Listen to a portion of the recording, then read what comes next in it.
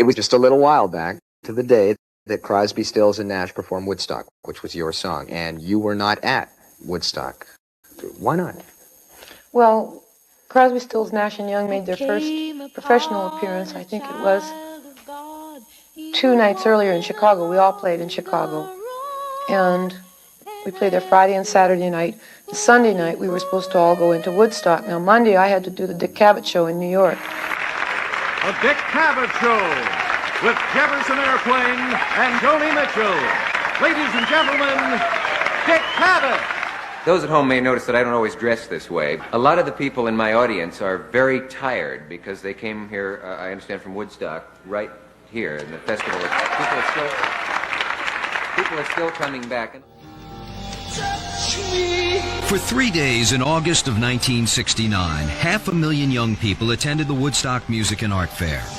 For that weekend, it was the 3rd largest city in the state of New York, and the most celebrated and peaceful gathering in pop history. I would like you to meet Joni Mitchell, and she is standing to my right. These are the Jefferson Airplanes, and we have 2 people who just happen to be passing through the studio. They are Stephen Stills and David Crosby of Crosby, Stills, Nash and Young.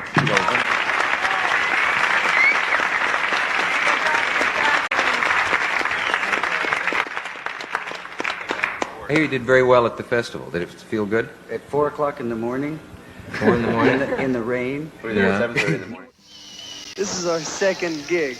This is the second time we've ever played in front of people, man. We're scared.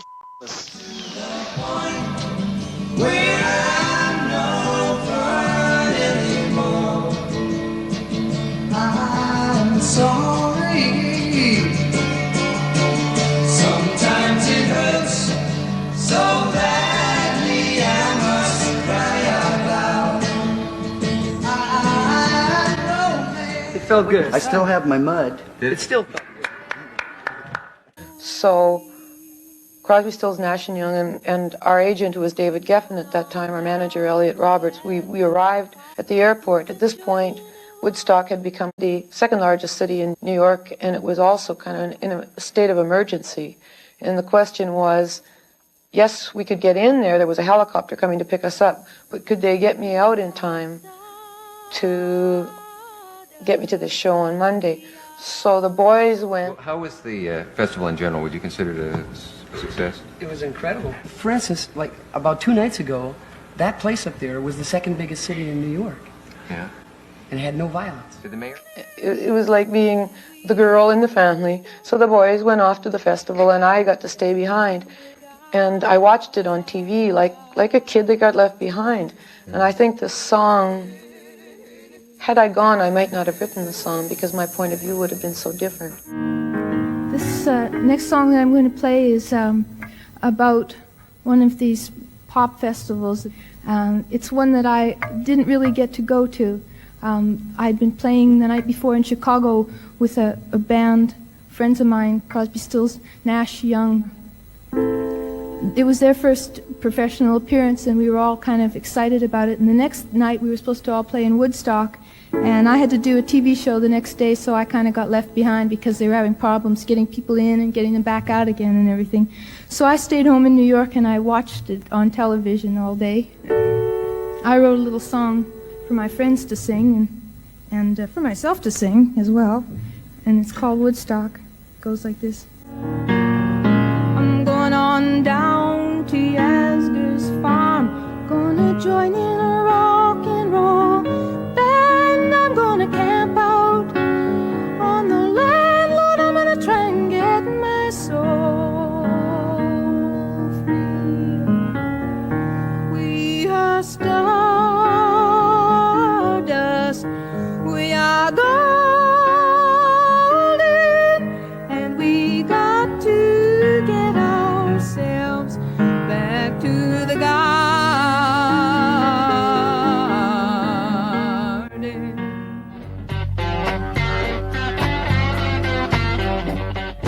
Deja Vu was selling in the millions. Their concerts were rallies, rock shows, political events. In July, the CSNY tour ended, and so did the band. They were living legends. They had been together 1 year. We got together at a certain point in time, and it had a huge effect on a lot of people, including ourselves. But we always planned from the beginning to go off in the different directions and do different things, and it just was a loose organization. When we started, we used our own names because we intended to continue with solo careers. To give ourselves, some air, and that's why we used all of our last names. If there was any plan at all, that was the only one. By the time the live album Four-Way Street was released, Crosby, Stills, Nash & Young were all making solo records.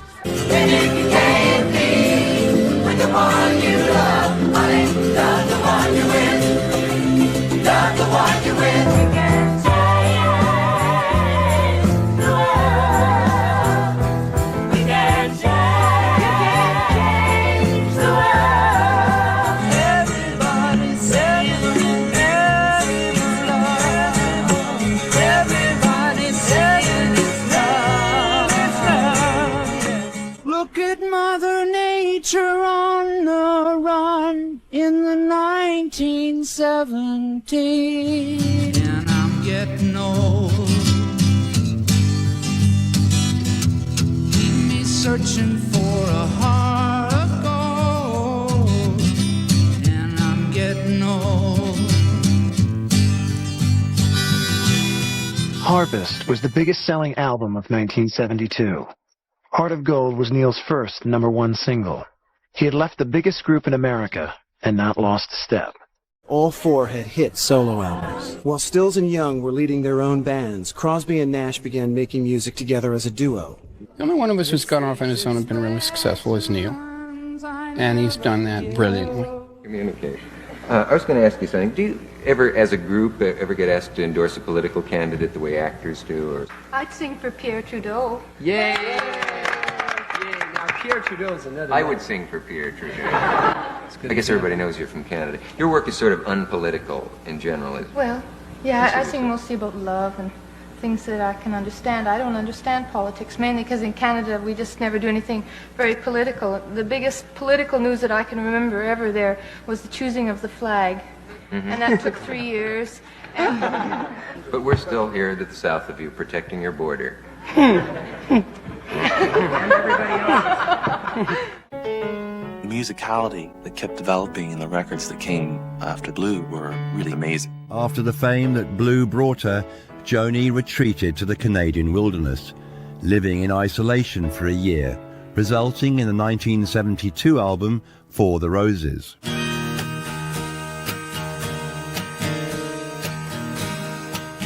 Joni Mitchell's fifth album, For the Roses, has what was considered her first hit single. You Turn Me On, I'm a Radio was actually written quite sarcastically by Joni when she was asked by the record label to write a song for the radio. So she did, thinking she was being quite funny, but actually it was a hit. Oh, honey, you turn me on. I'm a radio. I'm a country station. I'm a little bit corny. Turn Me On, I'm a Radio was a major hit.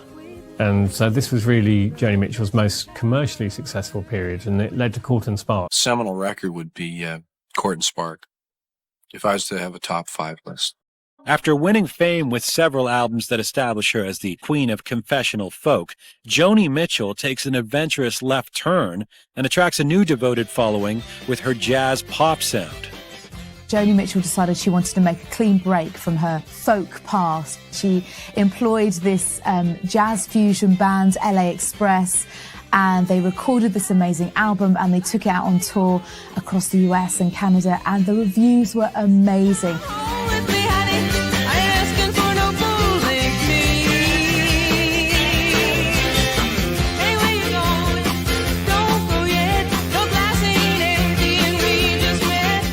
Court and Spark was Joni Mitchell's most successful album, commercially speaking.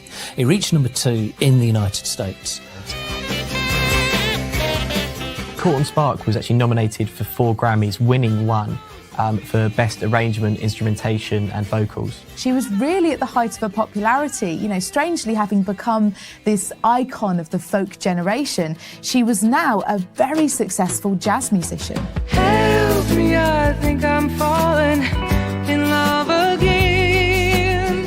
When I get that crazy me feeling I know I'm in trouble again. LA Express appeared on a lot of Joni Mitchell records, but after Court and Spark, they became her live backing band.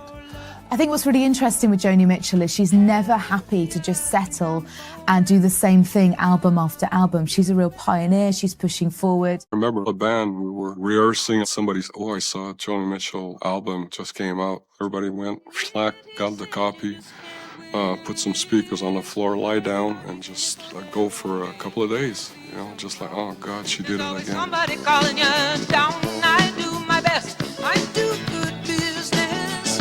There's a lot of people asking for my time, they're trying to get ahead, they're trying to be a good friend of mine. I think the thing about Joni Mitchell is just, at the end of the day, her voice.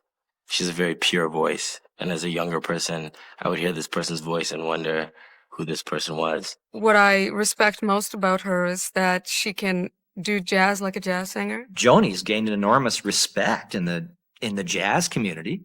They accepted her as one of them. It's brilliant stuff. And it's just a growth thing with her. She's just always moving artistically. She's the real deal.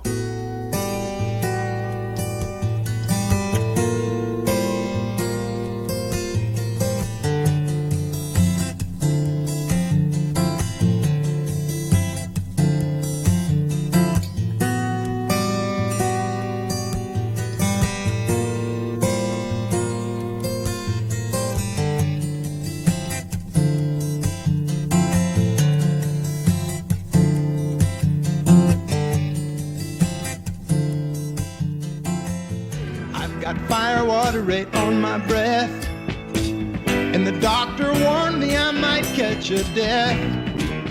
In 1970, the band released their third studio album, Stage Fright, which was a much darker affair than its predecessors. See the man with the stage fright, just standing up there to give it all his might. They went to record at the Woodstock Playhouse. They were trying to produce it themselves, and they got Todd Rundgren in as an engineer, and he was really probably the most significant producer. Has anybody seen my lady? This living alone will drive me crazy. Oh, you don't know the shape I'm in. The band were being held up critically as one of the biggest bands in the world. You know, they were up there with the likes of the Stones and the Beatles. They were being put on the front covers of magazines. They were being lauded as this, you know, incredible act. It was a top 5 album in the United States, and it was their only top 20 album in Britain. But this was partly the legacy as to how great its two predecessors were. Robbie Robertson started to take more control of the band away from Levon Helm. They accused him of being power hungry, but his defense was that nobody else was taking control, that they were kind of freewheeling along with no real direction, and somebody needed to make sure that they kept some focus. Rich Manuel got into drugs, Rick Danko got into drugs, Garth Hudson to an extent, I don't think so much. Robbie Robertson, who was very organised and very hard-working, thought, right, okay, well, someone needs to take control here, otherwise the whole thing's going to fall apart. Alan Toussaint was a really well-respected musician and arranger and producer from the kind of New Orleans R&B scene, and his influence on the album Cahoots and then on the live album Rock of Ages was really significant to the band. He brought something new and fresh to the group, who were, I think, you know, individually struggling with working together as a band at that time. Toussaint didn't work on all the songs in Cahoots, but when he did work, then it tended to elevate the songs, particularly on Life is a Carnival, where you can hear what he brings. It's a whole new dimension to the band. Look away, look away, look away, look away. You can turn the page. Hey, buddy, would you like to buy a watch real cheap? Here on the street. In 1972, they'd released a live album, but the band hadn't played any live concerts at all, partially because things were collapsing around them. So when it came to 1973 and Moondog Matinee, a covers album, roughly based on the era and some of the songs that they were supposed to have played around the time that they were working with Ronnie Hawkins. And again, he showed how little inspiration there was. And although Robbie Robertson was running things, he was also running short of inspiration. And I think he was getting tired of, as he saw it, carrying the others. The band rejoined with Bob Dylan in 1973 for the album Planet Waves, which did go to #1, and then they worked together on Before the Flood as well, which took lots of kind of old Dylan tracks and revamped them with new arrangements. Neil Young had achieved commercial success with the Buffalo Springfield, Crosby, Stills, Nash & Young, and as a solo artist, but he didn't want to stay in the mainstream. Neil's next albums were a departure from the radio-friendly sounds of After the Gold Rush and Harvest. I think right after Harvest, I started feeling like I was getting in a box, and I had to get out of it. So instead of writing one kind of songs, I just turned around and wrote all the songs that I kind of wouldn't write before, and they just all the other ones that were there. The dark themes of his new music reflected the events in Neil's life. In 1973, Neil was on the road when he called on David and Graham to join him. After the tour, the trio contacted Stephen, and they all ended up in Hawaii. They began recording new songs, going so far as to shoot an album cover photo. But the reunion was not to be. When people planned things for us to do, thinking that, oh, what a great opportunity, sometimes it didn't work out, because we weren't looking at life that way at that time. Wind blowing through my sails. The relationship between Crosby, Stills, Nash and Neil is very much like a frozen pond. The ice gets a certain thickness, and if you wait long enough, it will bear your weight. But if you put too much weight on it, you'll go through. The four musicians scrapped the album, but agreed to tour. The demand for tickets was enormous. For the first time ever, a rock group would do an entire tour of football stadiums. So we change partners. Time to change partners again. The tour was a huge success. When it was over, the group convened in Los Angeles to make an album. Shortly after the recording began, Neil disappeared. We started it, we cut 2 tunes. Neil said he'd show up the next day. Never saw him again. Everybody has to feel it at the same time for it to really be what it is. I mean, I think it's really great that people have wanted CSNY to be together over the years, and I think that's a testimony to that it was worth it when we did get together. But you have to want to. After those sessions fell apart, the band members went their separate ways. One of the reasons why some of the albums never got made, some of the tours didn't go off, was because he has no toleration for bullshit. Very little. Zero. If we're not giving 100% to the music, he's gone. And gone like that. Are you ready?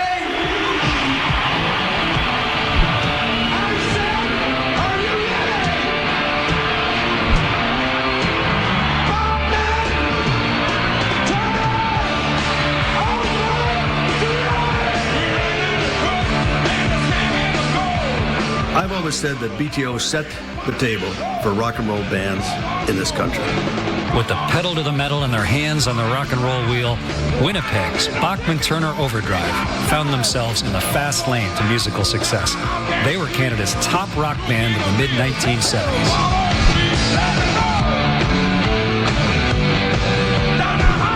The band actually started out as Brave Belt, then moved to Vancouver and morphed into Bachman Turner Overdrive. Their first self-titled album provided the template. Classic rock and roll riffs married to 1970s energy. Then the second record came out, and that was our first hit, Let It Ride. You can see the morning, but I can see the night. Let it ride. And then they hit rock and roll pay dirt with a song that's since become a classic.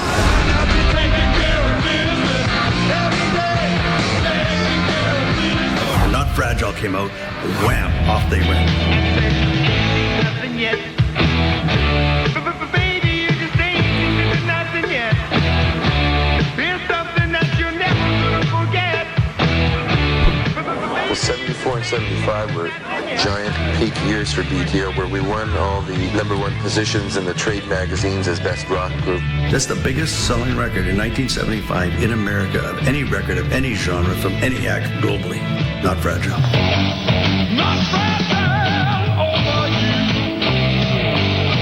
Not Fragile. That was BTO were a homegrown success story. They won big at the 75 Junos. Thank you. Even bigger the following year. The Juno Award for this year's best group, Bachman Turner Overdrive. Bachman Turner Overdrive. Thank you. Thank you very much. You'll find out the only way to the top is looking out for #1. It was a tremendous time. Yeah, I look back at those times really fondly. We were pioneers. During their initial 4-year golden period, Bachman Turner Overdrive sold millions of records worldwide, and they provided us with some classic rock and roll.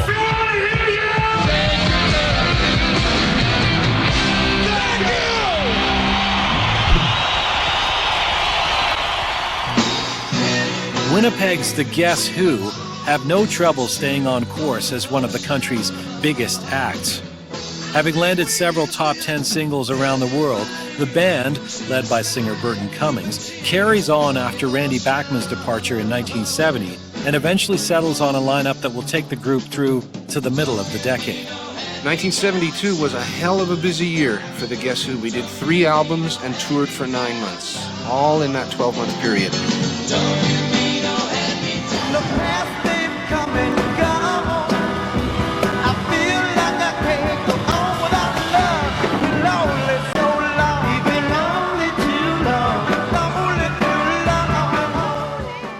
Gene Cornish and Dino Danelli on the Rascals wanted to work with April Wine.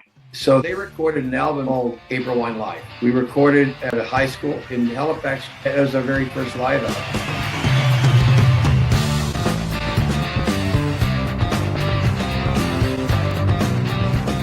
And so Gene and Dino said, let's do a studio album. Stand Back, the Monster album for us.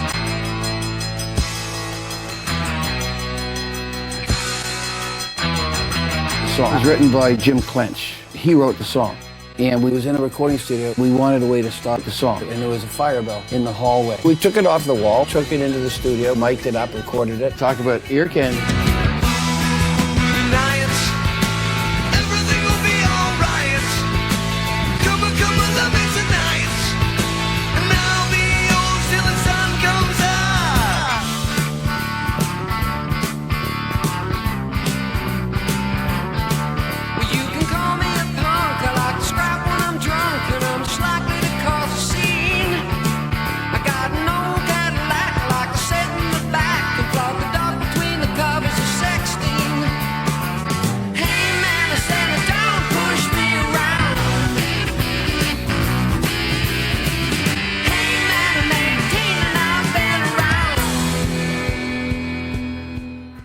Gene and Dino said, write us a couple of songs and come on down to New York. So I wrote Tonight's a Wonderful Night and I Wouldn't Want to Lose Your Love. And we recorded those 2 songs in New York. Easy now, don't let our love go wrong. See, I wrote that on piano. I don't write too much with piano. The thing is, I bought a piano after hearing Elton John. Elton John came out and changed a lot of people's lives, did mine. So I wrote Wouldn't Want to Lose Your Love, which was a hit in Canada. I wouldn't want to lose your love. I wouldn't want to lose your love. I couldn't stand the pain. You know it drives me insane. Darling, I need your love. She said tonight is a wonderful time to fall in love. Oh yeah. Tonight is a wonderful time to fall in love. Montreal's Gino Vanelli scores a U.S. breakthrough. People come on, do it right. Shake up my hands like a dynamite. Tell all your worries, toss your flies. To be tame in the pain when you realize you gotta move. You gotta move.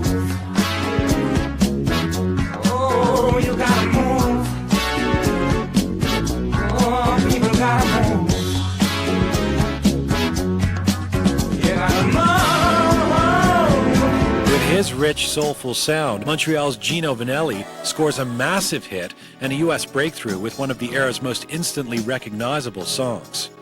Gino's one of the great singers. That single that went #1, I Just Gotta Stop. I love that line of it. When I think about those nights in Montreal. I mean, that's as Canadian as you can get. When I think about those nights in Montreal,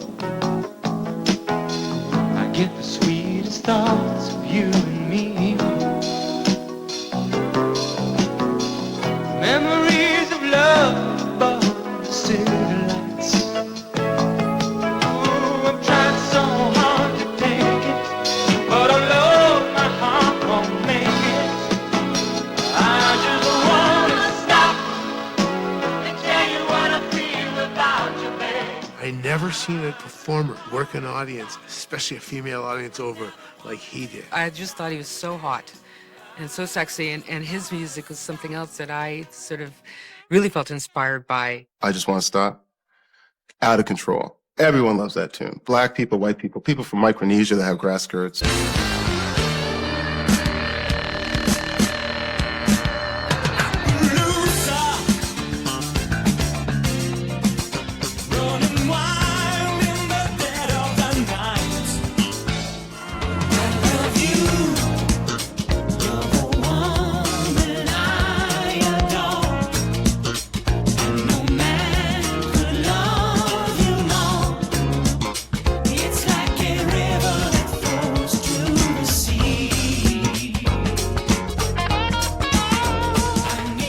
Dan Hill would have been someone that I heard on American Top 40 as a Canadian, one of the few at that time that were Canadian. Dan convinced Bernie to let him come and play the riverboat.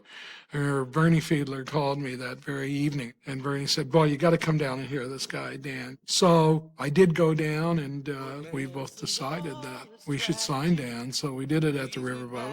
I became managed by Finkelstein and Fiedler, who at the time were also managing Bruce Cockburn and Murray McLaughlin. So that was, to me, kind of like a dream come true. You know, then I was on tour with Murray McLaughlin, and thanks to that, exposed to a much wider audience. He got a hit right out of the gate, and 2 albums later, Sometimes When We Touch, #1 worldwide. A hesitant prize fighter, so trapped within my youth. And sometimes when we touch, the honesty's too much, and I have to close my eyes and hide. I wanna hold you till I die, till we both break down and cry. I wanna hold you till the fear in me subsides. Dan Hill, he did something that every songwriter wants to do. You know, they want to write a song that, for whatever reason, connects in a big way.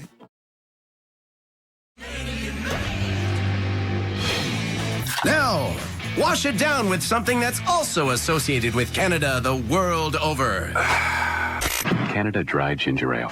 Ginger ale was first created in Ireland, then exported to North America, where it was the most popular soft drink for 70 years. Hi, I'm John J. McLaughlin. In 1890, I opened up a small plant in Toronto to manufacture soda water for drugstores to mix with fruit syrups. I started working on my own recipes, and in 1904, I launched Canada Dry Pale Dry Ginger Ale. Our bottle had a map of Canada with a beaver on it, and my dear wife Maud came up with the Champagne of Ginger Ale slogan. See, back then, you could only get sodas in drugstores, but I developed mass bottling techniques and started selling wherever people gathered in large groups. No one had ever done it before. We grew and grew. We opened plants in Winnipeg and Edmonton. Oh, they wanted me to sell off my formula and open up a factory in the States, but I wanted to keep it Canadian. When my brother passed away in 1914, I took over the company. We had to lose the beaver on the logo because Canadian Pacific Railway was using a beaver on theirs, but we just added a crown. In 1919, we expanded into New York City. In 22, I opened up a plant on 38th Street in Manhattan. And a year after that, I sold the company to the States for $1 million. Down from Canada came tales of a wonderful new beverage. The band's sixth studio album, Northern Lights, Southern Cross, was released in 1975. Northern Lights, Southern Cross was recorded at Shangri-La, which was their own studio. It has got a song called Ophelia.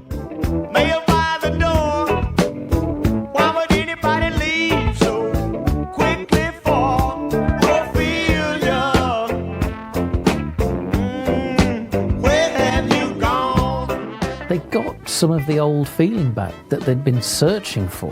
There was less drugs and drink around.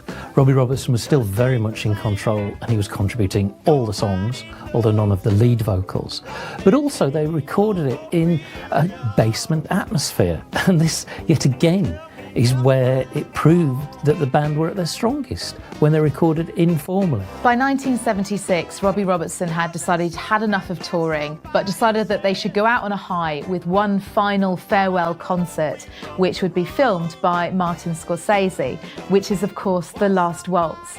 And it is seen as one of the most incredible and groundbreaking rock concerts films of all time. When we were trying to figure out what songs we were going to do with all the different artists of The Last Waltz. Night was black and the night was blue. Round the corner sat an ice wagon through. Thump was hit, Lord, somebody scream. You should have heard just what I've seen.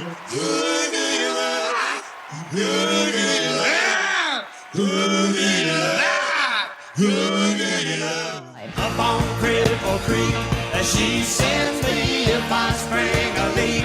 She bends me, I don't have to speak. She defends me, a drunkard's stream, if I ever did see one. Neil suggested, why don't we do Four Strong Winds? It was so nice because it was so out of respect for Ian as a songwriter. And so he said, oh no, we'll do Four Strong Winds, and then we'll do the other Canadian song. We'll do Helpless. There is a town in North Ontario. When there's music about or mention of places that you know or that you feel a certain connection to, it just makes it that much more special. Donnie McDougall and Kurt Winter lose interest in the band, and for the first time Burton turns to a non-Winnipegger, Toronto's Dominic Troiano. At that point, Kurt and Donnie were a little tired of the grind. They're out. In came Dominic Troiano.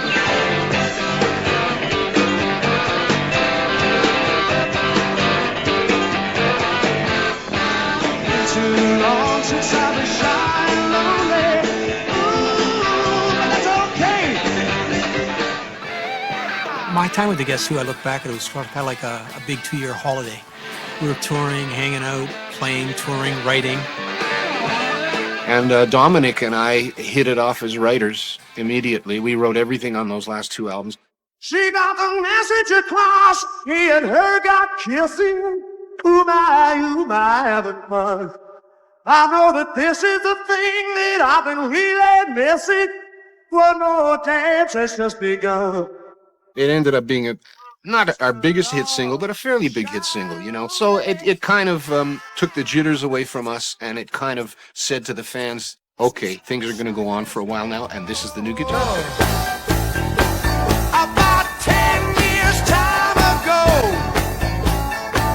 when the band was singing, shaking all over. In October 1975, 10 years after joining the band, Burton decides it's over. 1976, Burton Cummings completes the breakup of the Guess Who by breaking with his hometown. Burton moves to L.A. He would go it alone. Having scored a decade worth of chart toppers with the Guess Who, Winnipeg's Burton Cummings goes solo and is quickly back on the charts with his stirring piano pop ballads. Just after I had signed with Columbia, they said to me, not only we are launching you, but we are also launching the label. It's going to be called Portrait Records. I'm scared, Lordy Lord, I'm shaking, I'm petrified. Never been much on religion, but I sure enough just fell down on my knees. Heard the choir singing something about goodwill toward men, and even sleep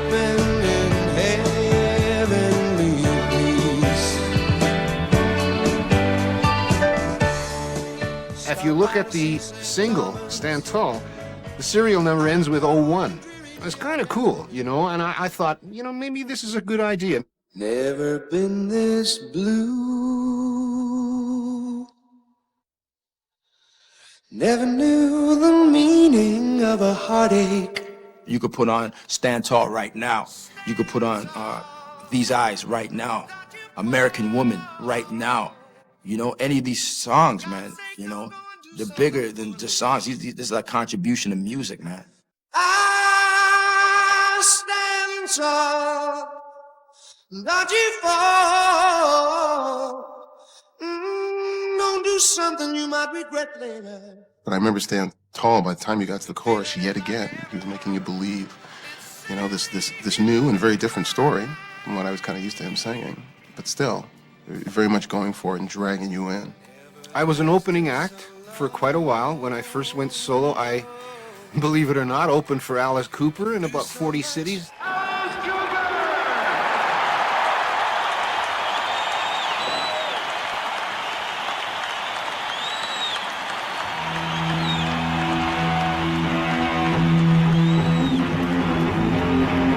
There's nothing like being out on stage.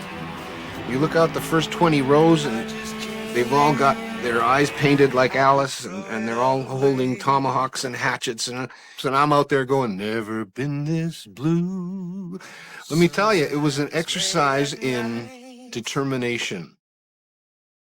This gentleman and I worked together, traveled all over the world together, and wrote songs for many, many years. It's nice to be working with him again.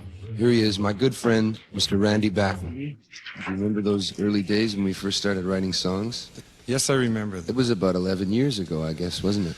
Pretty long time. While we were a writing team, there were still some great songs that we wrote as individuals.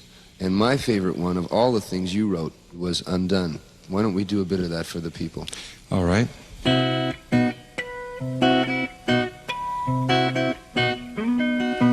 She's come undone. She didn't know what she was headed for. And when I found what she was headed for, it was too late. She's come undone. She found a mountain that was far too high. And when she found out she couldn't fly, it was too late. It's too late. She's gone too far. She's lost the sun. She's come undone.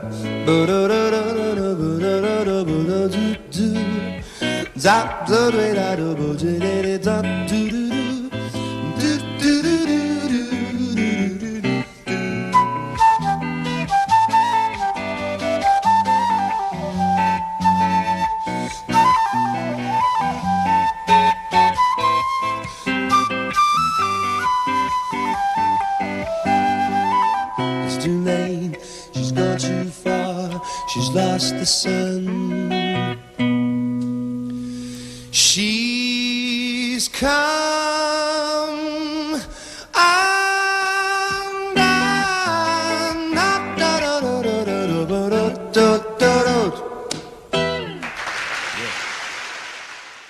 I think about the portrayals now of the 70s. And you listen to 70s rock records. Bands often try to do kind of harder rock along with their ballads, and they would only have success with the ballads. So that was just a big part of the radio landscape. The controversial CanCon regulation is starting to pay dividends for other artists who now have managers to steer their careers. Fueled by the demand for Canadian sounds, record labels like Aquarius, Daffodil, and Mushroom are springing up across the country. Heading out this morning into the sun. Hart was offered a deal with a small indie label, Mushroom Records, in January of 1975.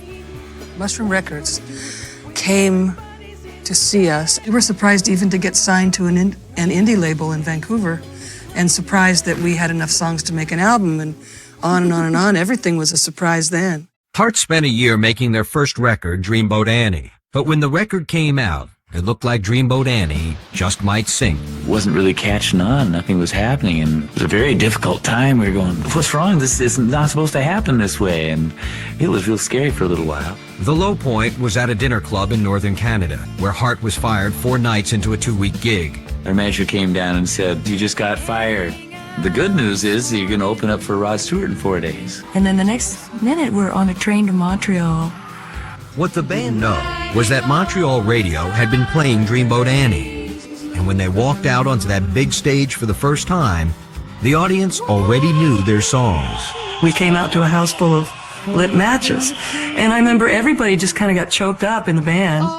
You know, we all kind of went, whoa. After every song, we got a big rounding cheer and applause, and it just felt so good.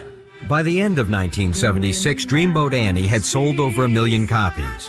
And for a brief moment, everything was perfect. But all that changed right after Christmas. The band had recorded the first 4 tracks for their second album, Magazine, when Ann and Nancy opened up an issue of Rolling Stone and saw a tabloid-style ad placed by their label, Mushroom Records, in a disastrously unsuccessful publicity stunt. The headline was, "It was only our first time." And of course the meaning was we were sister lesbian lovers. And we just pitched a fit, fired everybody, and... But in firing the record label, Ann and Nancy started a war. Mushroom took the 4 rough tracks, added in some live performances, and threatened to release Magazine without the band's consent. We spent a year making the first record, and this is just a couple of weeks' work, a couple of weeks into the record, and you're going to release it as a finished record? I don't think so. And they took us to court, threatened to get a court injunction against us working at all. The legal battle with Mushroom would last 2 years, but Hart was anxious to work again. They signed a new contract with Epic Records, and in July 1977, they released their second album, Little Queen. Little Queen went platinum, as did Magazine, which the courts let Mushroom release a year later.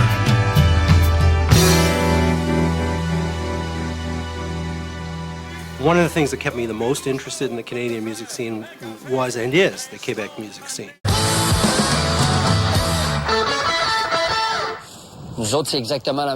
For us, it's exactly the same logic. The ghetto of English-speaking Canada is Quebec. It has often been said that La Bolduc was the first female rapper from Quebec because she wrote about daily social issues and on the exodus of Quebecers to the United States.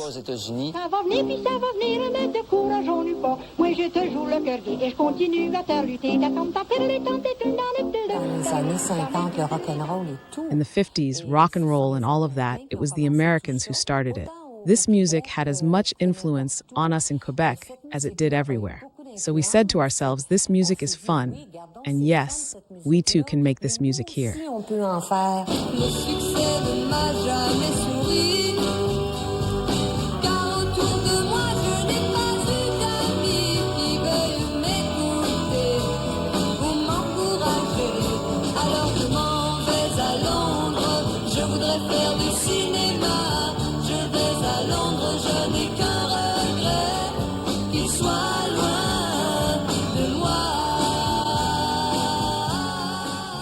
But when Charlevoix sprung on the scene, I realized, wow, there's that French sensibility layered on top of rock's cockiness, and suddenly it's a whole new, vibrant, and emotional form of expression.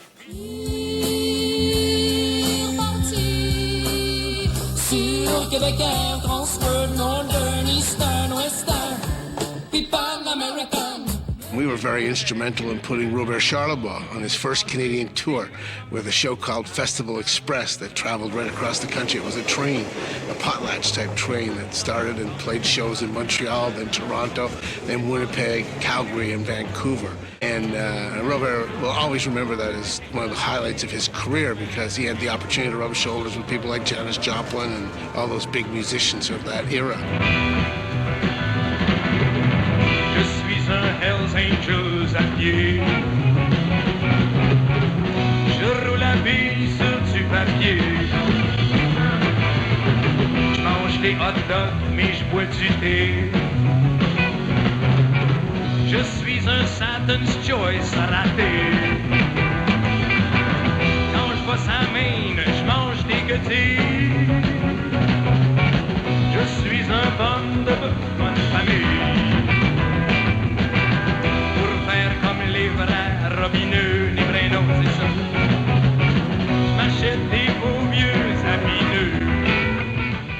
For all the musicians in the 70s in Quebec, he was the person that allowed us to be ourselves. Singing in not just French, not just English, but in the language of the streets of Montreal. We have a few Canadian artists that did very well in Europe, especially Robert Charlebois. You're a frog, I'm a frog, kiss me, and I'll turn into a prince suddenly. D'acque dei peanuts, ma bacciante, alouettes of Osner. Whenever I would see him, he would always encourage me and say that he was proud of what I was doing, and he wished that I would sing in French, which I regret not having done. Superstar Robert Charlebois wins fans both in English and French on both sides of the Atlantic. Loving you ain't so easy. Would never try to please me, but I've got time in your way.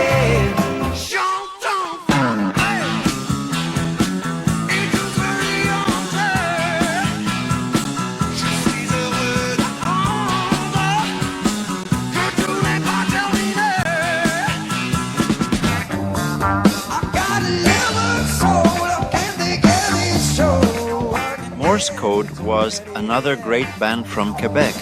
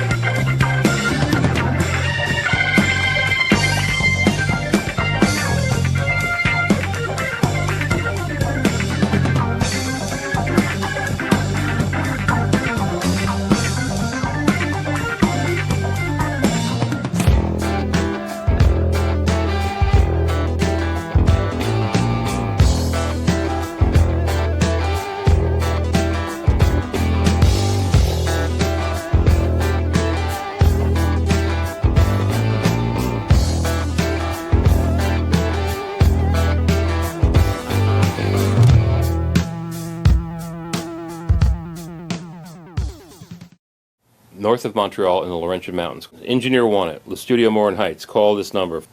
And so I called up. The studio was owned by Andre Perry, who was the main studio guy in Montreal. He recorded Give Peace a Chance in the hotel room. Do you ever get out? What do I do? 1, 2, 3, 4.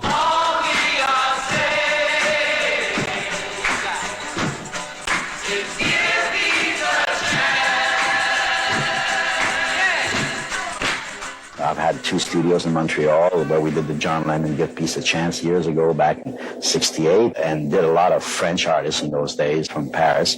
And we used to, of course, do all the French Canadian records, all the early Charlebois and Ferland and all these people. And from there, that's when I decided to build a studio up here. The first client that came in was Cat Stevens, and he came in for 5 days and stayed, I think, 3.5 months. And from that, we did the Bee Gees. So from one thing to another, that's the way we got known very rapidly into the business. I made the phone call, flew up the next day, and I got hired on the spot to be a staff engineer at Le Studio Morin Heights. It was a beautiful studio. At the time I was working there was only one studio and like a lounge. That was it, and a basement where the tape storage was. And they added onto it, they had a video studio. It was a beautiful studio. So I got hired and went up there in November of '75 and started on staff. And worked with a lot of French-Canadian artists, Charlebois, Nanette Workman, a band called Garalou, and they did all traditional French-Canadian folk songs and turned them into like a prog rock kind of vibe. Garalou were another great band.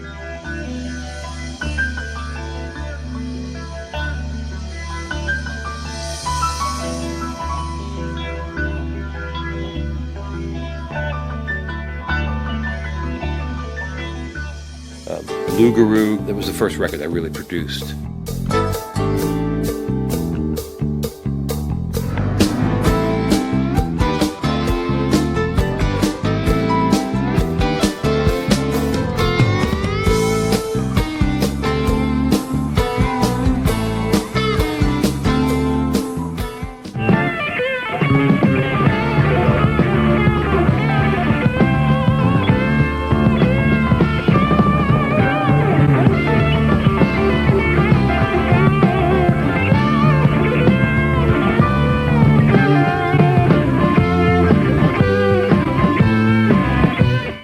was great.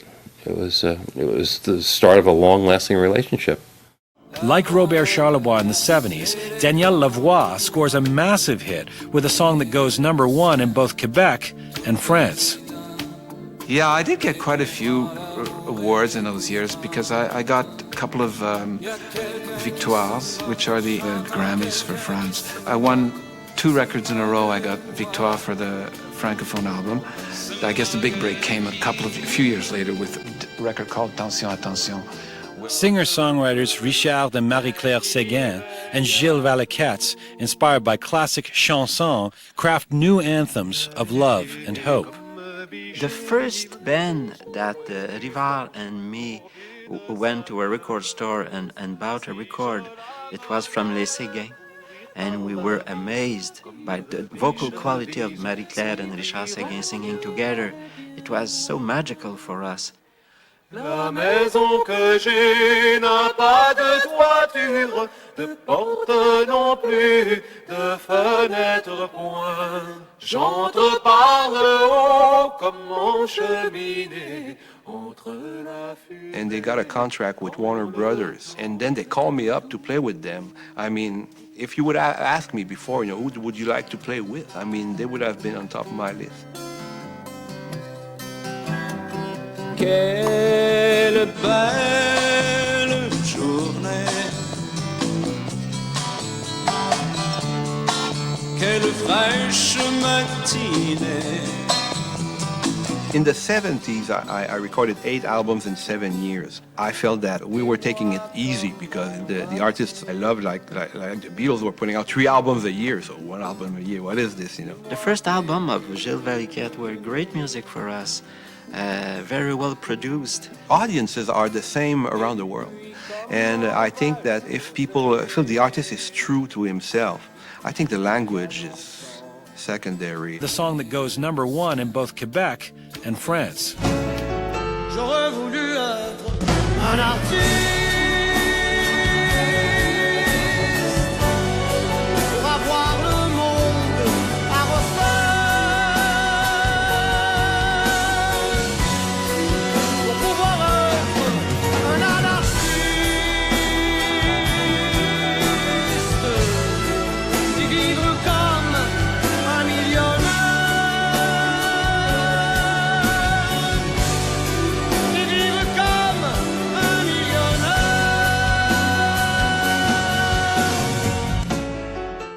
Progressive rockers Rush become one of the biggest acts ever to take off from the Great White North. Fly By Night, Rush's first commercially released record. Fly By Night, Rush's second album, is really where they become a progressive rock band. They're getting into these big mythological themes. The songs are stretching out, they're getting longer, they're getting more complicated, they're getting all these different time signatures.